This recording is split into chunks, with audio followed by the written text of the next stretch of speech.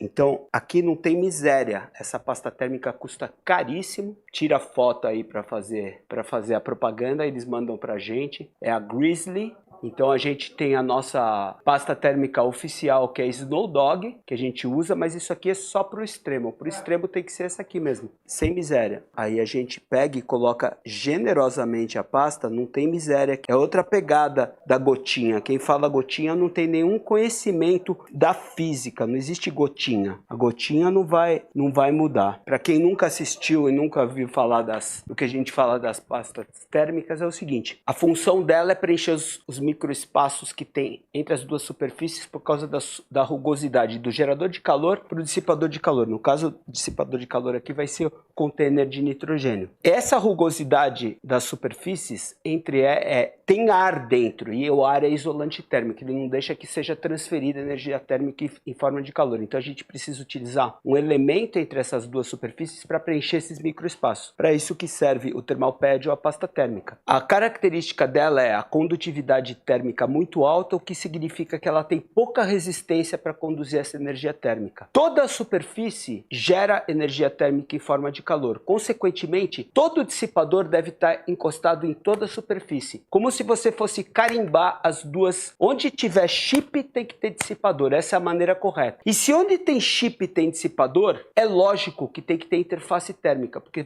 senão vai ter ar. Quando você coloca uma gotinha no meio, a gente já mostrou isso até com acrílico aqui para vocês, quando a gente aperta, ele vai formar um círculo. A tendência é que as pontinhas fiquem sem, mas as pontinhas também esquentam. Então lembra, uma vez eu fiz uma live que bombou, eu falava assim: coloca um termopar no rabinho quente aqui que você vai ver como você está perdendo a troca de calor correta. Então assim, a superfície tem que estar inteira pintada, não existe como. Só que como aqui é overclock extremo, a gente precisa que seja toda a superfície coberta nas duas superfícies, tanto na dissipadora quanto na geradora de calor. A gente vai mostrar isso depois que acabar a sessão, que a pasta térmica, quando tem muita, aí não conduz, cara, é tão estúpido, são coisas tão idiotas que não dá para combater com discussão. É melhor você falar assim: ganhou, não vou discutir com você. Então se tiver muita pasta térmica não vai funcionar. Não, é lógico que ela vai. Quando você comprimir, a pressão vai expulsar o excedente. Então o excesso de pasta térmica é sim ruim pelo desperdício e não pelo funcionamento, porque a pasta térmica aplicada com a pressão correta vai expulsar todo o excedente. Esse excedente que está expulso, aqui no nosso caso, ele é bom, porque além de ele engessar uma área maior, que a gente tem diferenças aí de situação, até para proteger os capacitores,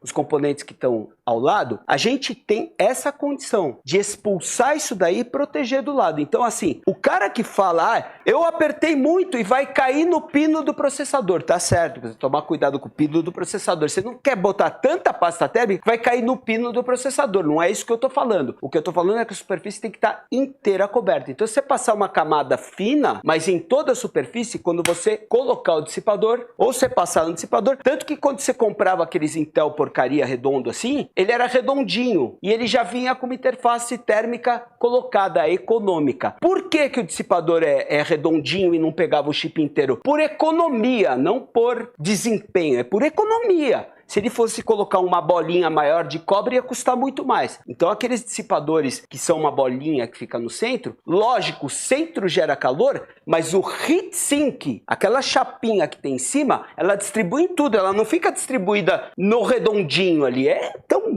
Então a gente tem que trazer informação aqui correta, embasada na ciência, na física, o caramba. E não é aquela ciência que o pessoal falava aí em épocas de pandemia e tal, não, porque a ciência tem um lado, não. Isso aqui é ciência física já comprovada há centenas de anos. Então o que que acontece? A gente aqui não pode ter perda, porque vocês veem o trabalho que dá pra gente fazer isso. É bem trabalhoso você montar, colocar o dissipador, nesse caso aquecedores de memória, que vai ser uma etapa que eu já vou explicar para vocês antes de a gente começar a sessão. Até para que o Burt possa participar com a gente, que ele bateu o recorde com a gente, vocês viram a emoção do cara aqui. O Jackson também tá com a gente, o Jackson Jackson sabe tudo de overclocking. Aqui nós três somos iguais, a gente se completa, não é que tem um que faz aqui. Cada um tem departamentos e setores que trabalha mais, mas a gente aqui se envolve muito com isso, beleza? Então deixa eu seguir aqui na aplicação da pasta térmica. Não é para aplicar tanto assim lá na sua casa, mas você precisa sim cobrir toda a superfície, não tem nada de gotinha, a gotinha é estupidez. Aqueça a superfície para a pasta térmica. A superfície quente vai fazer, e a pasta, inclusive quente, com secador de cabelo, vai fazer com que a viscosidade dela diminui,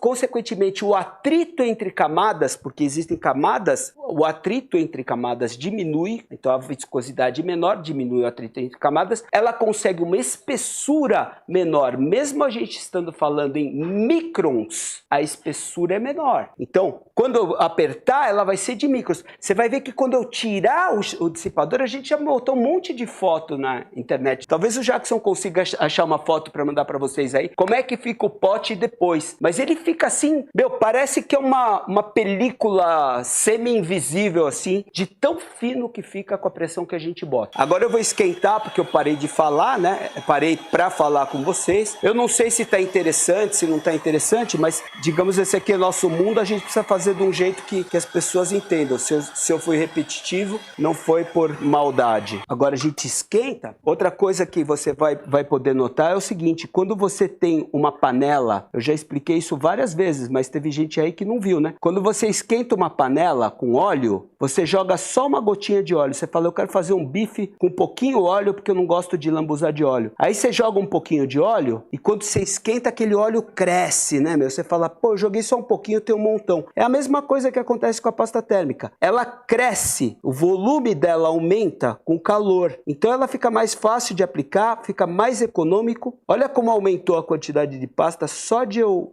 ter esquentado ela. Então, além de tudo, quando você esquentar a pasta, você tem uma condição melhor, a aplicação é melhor e também você vai ter mais pasta, digamos assim, mais volume de pasta. A densidade é a massa sobre o volume, né? Então a gente aumenta o volume, diminui a densidade. Então você diminui a densidade, diminui o atrito e aí fica melhor para o rendimento. Para finalizar, como sempre tem aqueles caras que são os especialistas, mas sem teoria, vai ter cara que fala, eu uso assim há 55 anos e nunca deu problema.